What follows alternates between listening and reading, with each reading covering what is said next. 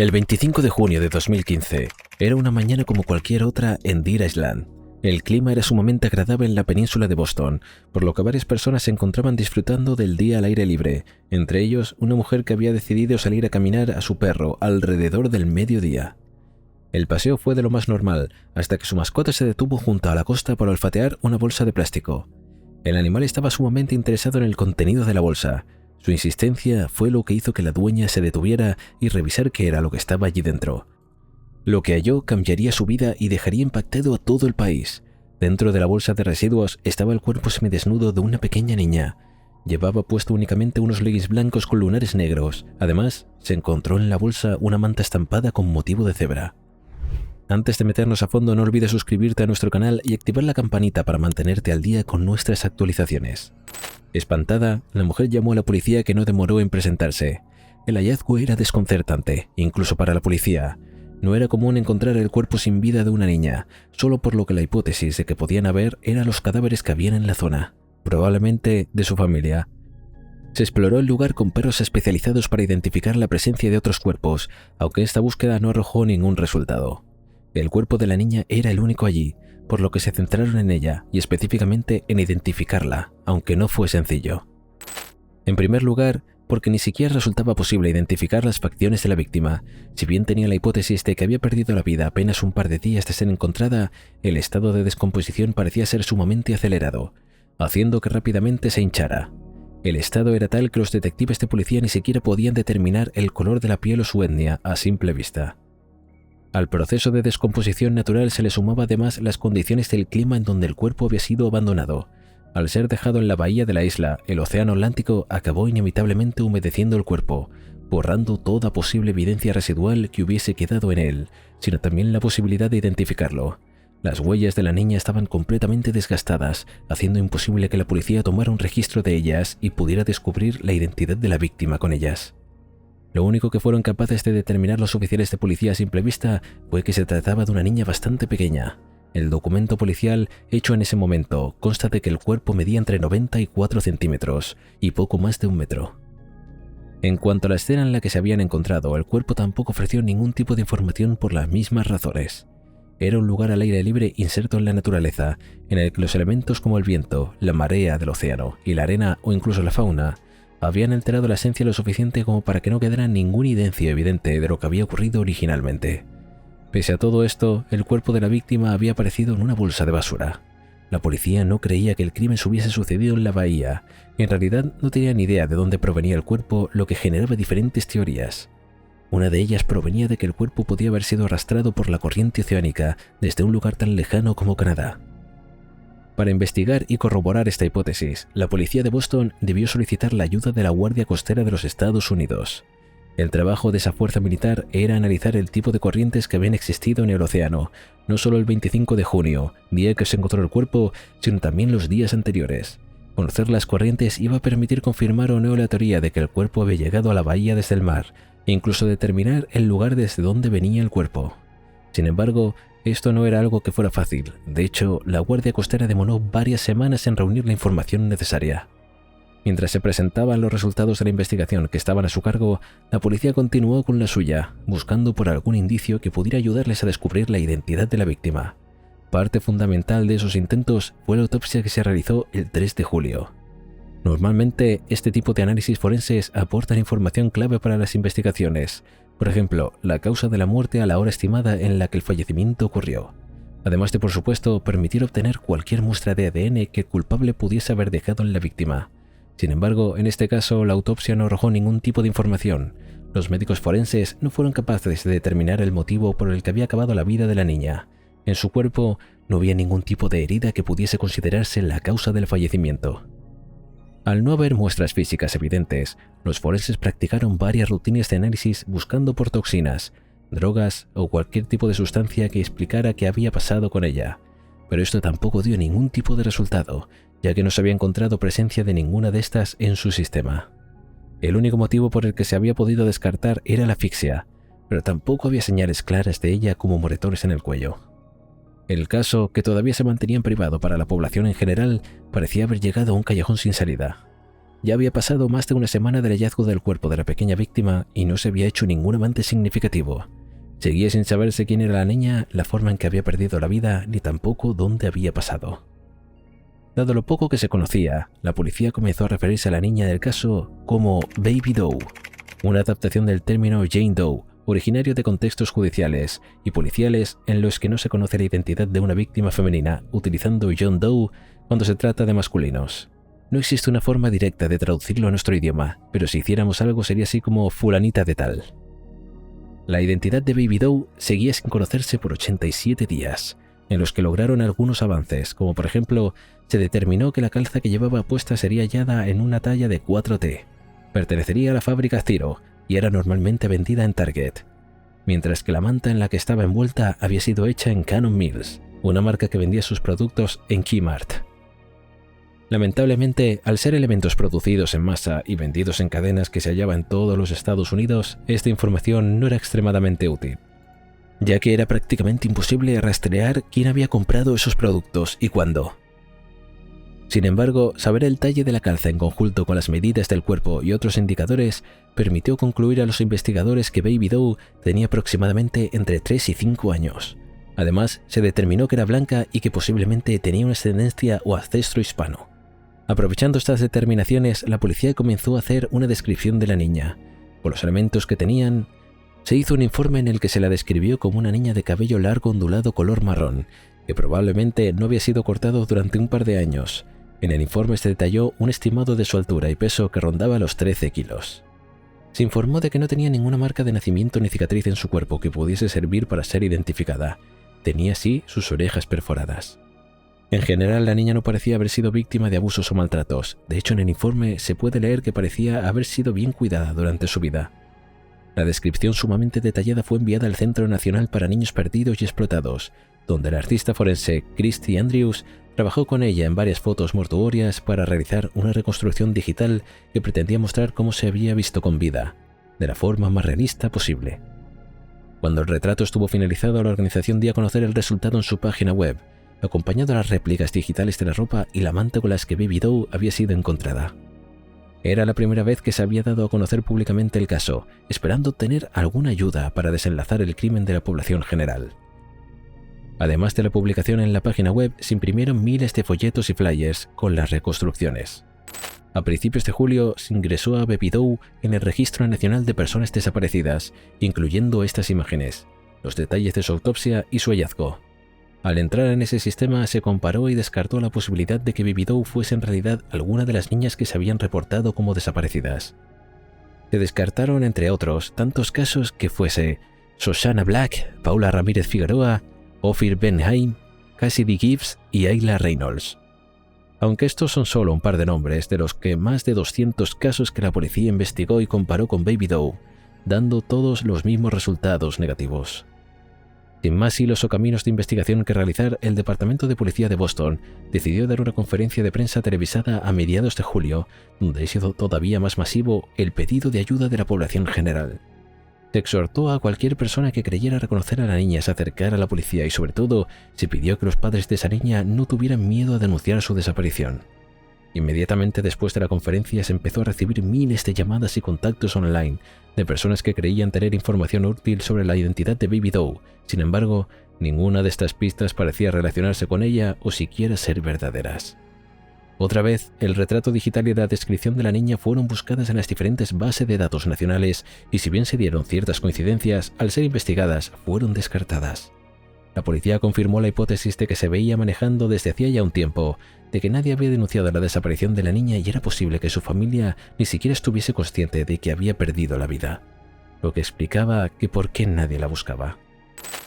Entre otras teorías, completaría la primera. Propondría que no existía coincidencias ni denuncias de desaparición porque la Baby Doe pertenecía a una familia indocumentada. Era una teoría que se apoyaba en los ancestros hispánicos de la niña. La policía creía que podría provenir de una familia inmigrante que había ingresado al país de forma ilegal y que por ese motivo no había denunciado su ausencia. Por último, la tercera teoría sobre por qué nadie parecía estar buscándola indicaba que Baby Doe no fuese de la zona y que por ese motivo nadie se había puesto en contacto con el departamento de policía de ese lugar en específico. En cuanto a quién le había quitado la vida, también habían algunas teorías. algunas creadas incluso por criminalistas expertos. La más extensa apoyaba a los investigadores, que afirmaba que el responsable de haberle quitado la vida era un miembro de su familia. Según la opinión de entendidos en la materia, el caso no parecía ser obra de un extraño, dado ciertos indicios. Esta teoría explicaba por qué no existía ninguna persona de su familia buscándola. Era probable que supieran exactamente qué había pasado con ella e incluso que hubiesen participado en el proceso de quitarle la vida o deshacerse del cuerpo. Por último, otra teoría apuntaba que no hubiese sido un homicidio, sino que por lo contrario hubiese sido un ataque a toda la familia de Baby Doe, es decir, que estuviera también sin vida y que por eso no estaban buscándola. Intentando descartar algunas de estas teorías, la policía disputó varios equipos de forenses para tomar muestras de ADN de varias familias que habitaban en Deer Island. Las muestras recogidas iban a ser comparadas con las muestras de ADN obtenidas de Baby Doe gracias a su cabello y dientes, esperando tener alguna coincidencia que les permitiera encontrar a algún familiar de la niña. Esta nueva estrategia fue acompañada de otros análisis, como por ejemplo el estudio isotópico del agua y otros elementos encontrados en la escena, como por ejemplo el agua que estaba dentro de la bolsa. Estos análisis arrojaron que la niña había pasado tiempo en una zona urbana y similar donde se la había hallado. Había rastros de pino y otro tipo de madera, por lo que se creyó que había estado en una zona de bosques. En una segunda ronda de análisis, los científicos pudieron concluir esa información a una lista de 6 estados en los que Baby Doe podía haber estado: Connecticut, Maine, Massachusetts, New Hampshire, Rhode Island y Vermont.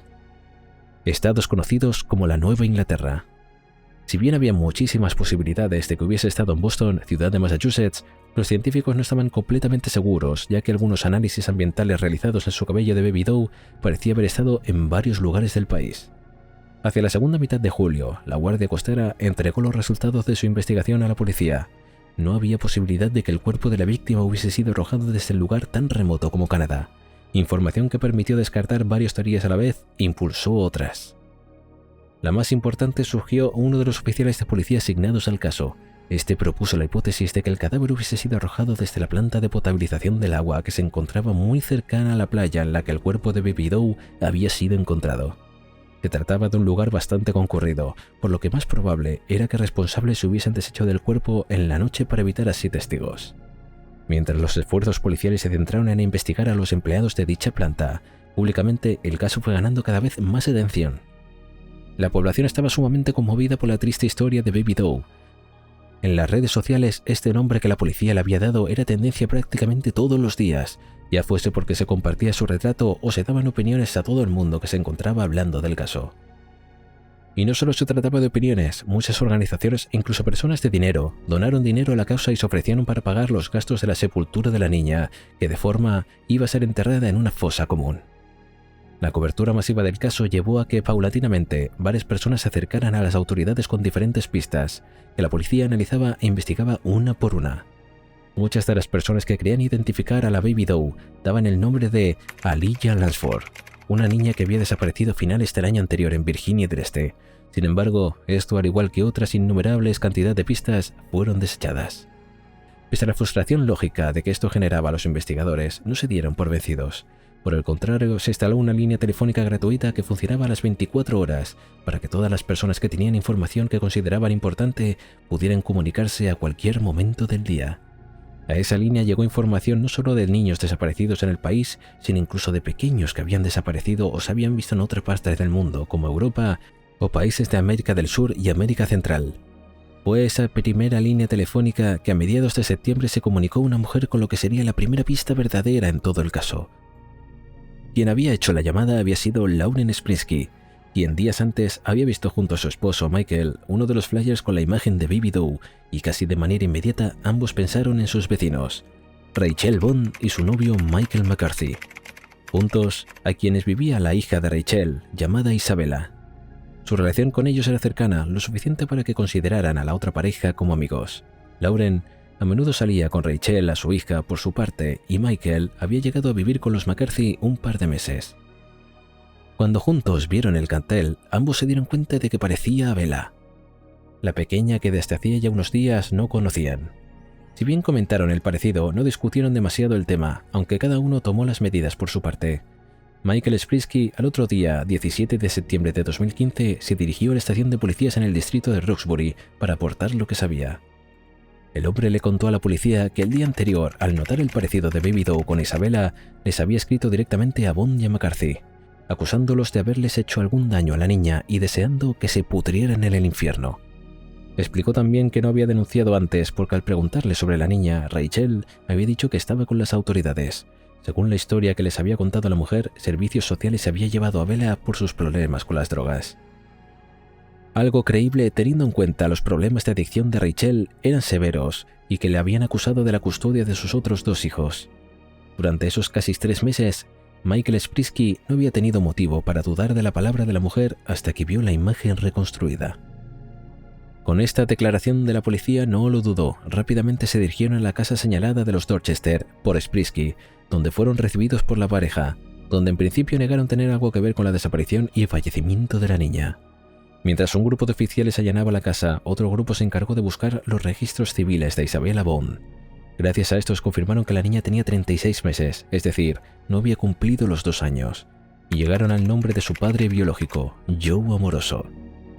Al contactar con él, este les explicó que nunca había conocido personalmente a su hija. Si bien tenía contacto de vez en cuando de manera telefónica, nunca la había visto en la vida real. Sin embargo, admitió saber de la muerte de su hija desde hacía ya una semana. Según él, Rachel le había contado personalmente cuando se habían visto, pero Joe no la había creído. Primero porque su expareja parecía estar bajo los efectos de alguna sustancia ilegal, y después porque pese a sus adicciones, nunca había demostrado ser violenta o capaz de dañar a su hija. Incluso recordó cómo en esa visita le pareció ver una marca de heroína en el cuello de Rachel y verla demasiado drogada, por lo que atribuyó aquella polémica declaración a sus efectos. Cuando la policía informó que en realidad Rachel había dicho la verdad, Joe no demoró en hacerse presente en la oficina de policía y hacerse cargo del funeral de su hija. Paralelamente, la policía investigaba el pasado de Bella y su pareja. Una simple búsqueda en el archivo policial demostró una larga historia de problemas policiales en el registro de Rachel. Únicamente en los últimos meses, la mujer había sido arrestada en varias ocasiones por distintos delitos, entre los que se incluía la prostitución, consumo y tendencia de sustancias ilegales, entre tantos otros. Al ser interrogada de manera individual, Rachel no demoró mucho en quebrarse y confesar toda la verdad. Quería evitarse considerada cómplice del homicidio y una sentenciada acorde a ese caso. Confesó entonces que el responsable había sido McCarthy y que todo había sucedido mientras intentaba exorcizar a la pequeña que, según ellos, estaba poseída. La noche en la que los hechos ocurrieron, Bella estaba inquieta, no tenía ganas de ir a dormir, por lo que su padrastro la guió hasta su habitación con la promesa de tranquilizarla. Según Rachel, cuando ella fue a la habitación de su hija, se encontró con una escena que era todo menos tranquilizadora. El hombre de 35 años estaba sobre su hija con una mano cerca de su estómago. La cara de la pequeña estaba pálida y su cabeza hinchada. Según Bond, tras quitarle la vida a su hija, su pareja intentó justificar lo que acababa de ocurrir con las siguientes palabras: de todas formas era un demonio, ya era tiempo de que muriera. Ante esta confesión, el 21 de septiembre ambos fueron oficializados como partícipes en el homicidio de la niña y se les sentenció a prisión preventiva con una fianza de $1 millón, mientras continuaba la investigación. Los 2 juicios se iniciaron a principios de 2016 y fueron especialmente complicados, porque si bien los acusados enfrentaban cargos por homicidio, la fiscalía no tenía los detalles claves como para ver qué había sucedido el fallecimiento o por qué motivo se había dado. Sin embargo, Rachel ayudó a convencer al jurado con sus declaraciones en el estrado. Detalladamente contó cómo su entonces pareja había golpeado a su hija en el estómago, afirmando que era un demonio, afirmando así que McCarthy había sido el único responsable del caso. La defensa de Bond argumentó durante todo su juicio que había estado bajo el control de su novio abusivo y violento, que incluso le había amenazado con quitarle la vida si iba a las autoridades. Afirmaron que ni siquiera había sido partícipe del proceso de esconder el cuerpo, aunque ante la evidencia presentada por la fiscalía del que el cuerpo sin vida de su hija había estado durante un par de días de semanas en su refrigerador, aceptó saberlo y haber dado la idea. McCarthy, por su parte, contó lo contrario, haciendo responsable de todo a Bond. Sus abogados afirmaron que el hombre no había conocido del fallecimiento de Bella hasta después de que había sucedido. Y además, agregaron que no habían pruebas suficientes para considerar que había sido un homicidio y mucho menos relacionar a su cliente con este. Notaron que además la declaración de Rachel no tenía sentido. Resultaba ilógico que McCarthy le hubiese dado una golpiza a la niña como ella contaba y no hubiese quedado ni un solo moretón. Sin embargo, en su juicio llevado a cabo en el verano de 2017, la fiscalía presentó como testigo a uno de los mejores amigos del acusado, que declaró haberle advertido a Rachel sobre el peligro que podía significar estar en una relación con McCarthy. Según él, el acusado tenía un lado oscuro que le llevaba a obsesionarse con cosas extrañas como el satanismo, los demonios y los rituales. Incluso contó que McCarthy le había dicho en varias ocasiones estar convencido de poder exorcizar demonios. Pese a que había sido acusado de homicidio en primer grado, tras deliberar el jurado, sugirió modificar los cargos a homicidio en segundo grado y homicidio involuntario, es decir, que no había sido premeditado o intencional. Tras esta modificación, el 6 de junio de 2017, el jurado halló culpable de estos nuevos casos y el juez lo condenó a cadena perpetua con posibilidad de libertad condicional recién en el año 2037. En cuanto a la madre de Bella, ella se declaró culpable de los cargos que se le imputaban: ayudar a esconder un cuerpo, obstruir una investigación policial y fraude, por seguir cobrando las ayudas gubernamentales que recibía el Estado después de que su hija hubiese fallecido. Al no ser acusada de homicidio y al declararse culpable, su condena fue mucho más breve. De hecho, duró poco más de 2 años, recuperando su libertad después de ese tiempo. Esto no pasó desapercibido en lo absoluto para la población y mucho menos para McCarthy. Hay quienes están convencidos de que Rachel era la mente maestra que ideó el plan e incluso quien lo ejecutó, usando a su expareja como un chivo expiatorio para evitar acabar en prisión de por vida. Para otros, era algo que había ideado entre ambos, aunque Bond había traicionado a su pareja en último momento para evitar una pena mayor. A casi 10 años de uno de los crímenes más macabros en los últimos años en el país norteamericano, McCarthy es el único individuo preso por los hechos y sigue manteniendo su inocencia, afirmando que tuvo un juicio justo con el que se le condenó por algo que no había hecho y que tampoco tenía evidencia necesaria. 3 años después del sentenciado, McCarthy y su equipo de abogados intentaron apelar la condena que le habían dado exigiendo un nuevo juicio. Michael McCarthy incluso dio un nuevo testimonio en el que defendía su inocencia y aseguraba que la niña había fallecido después de tomar la medicación recetada de su madre. Según él, Rachel era sumamente descuidada con los lugares en los que dejaba su medicación y más de una vez la había dejado al alcance de la menor. Y sencillamente podría haber alcanzado las pastillas y estas haberle provocado un infarto o ataque al corazón, lo que explicaba que no hubiese señales visibles en el cuerpo de la niña. Pese a esto, nunca se llegó a realizar una apelación. La simple solicitud fue rechazada, lo que llevó a McCarthy a dar varias entrevistas en los medios de comunicación en los que declaró: Bella nunca obtuvo justicia, en primer lugar porque nunca determinaron qué le había pasado, y yo definitivamente no le quité la vida. Rachel Bond definitivamente no obtuvo la justicia que merecía, porque cometió el homicidio y está caminando libremente, y yo no lo cometí y estoy encerrado. Sea cual sea la verdad, parece indiscutible que Rachel Bond recibió una condena corta e injusta por lo que le pasó a su hija, mucho más si tenemos en cuenta que fue partícipe necesaria de los hechos. ¿Y tú qué piensas? ¿Quién crees que fue el responsable? ¿Crees a Rachel o a Michael McCarthy? ¿Crees que se hizo justicia? ¿Conoces otros casos similares a este? Si llegaste hasta aquí, no puedes perderte el vídeo en pantalla. Nos vemos allí.